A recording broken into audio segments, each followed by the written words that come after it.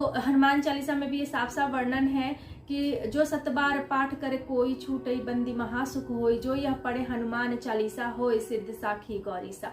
तो आप 100 बार अगर पाठ कर लेते हैं तो किसी भी बंधन में आप बंधे हुए हैं, किसी भी मुसीबत में फंसे हुए हैं, या फिर आप जैसे कोई इच्छा है आपकी, वो चाहते कि आपकी वो इच्छा पूरी हो जाए, तो भी आप इस पाठ को कर सकते हैं संकल्प लेकर।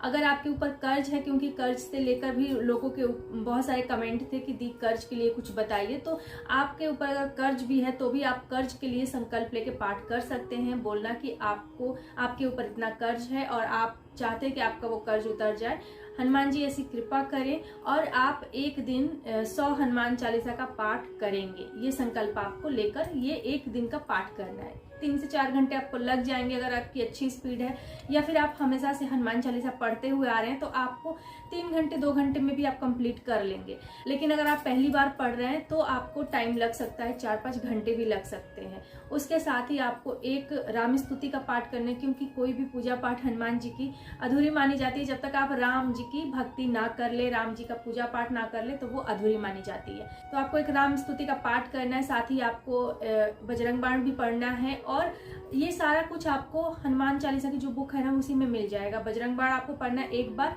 और एक बार हनुमानाष्टक पढ़ना है। राम जी की आरती करनी है और हनुमान जी की आरती करनी है। ब्रह्म मुहूर्त में करते हैं तो भी आप कर सकते हैं। अगर आपको ब्रह्म मुहूर्त में टाइम नहीं है, नहीं उठ पाते हैं, तो आप इवनिंग में भी कर सकते हैं। जैसे 7-8 बजे के बाद भी आप ये पाठ कर सकते हैं।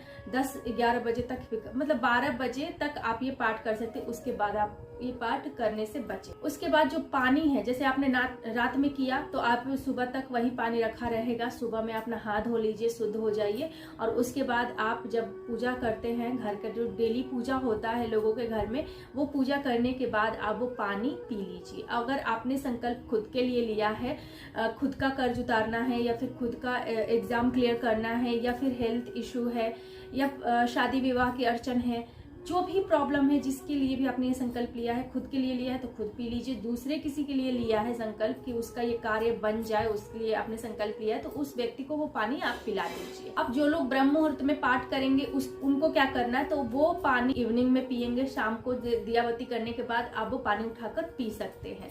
भोग प्रसाद आप खुद ले लीजिए। जितने भी फैमिली में आपके मेंबर हैं उन सभी को आप वो भोग प्रसाद जो भी आपने चढ़ाया है, हनुमान जी को भोग लगाया है, वो भोग आप सबको दे दीजिए।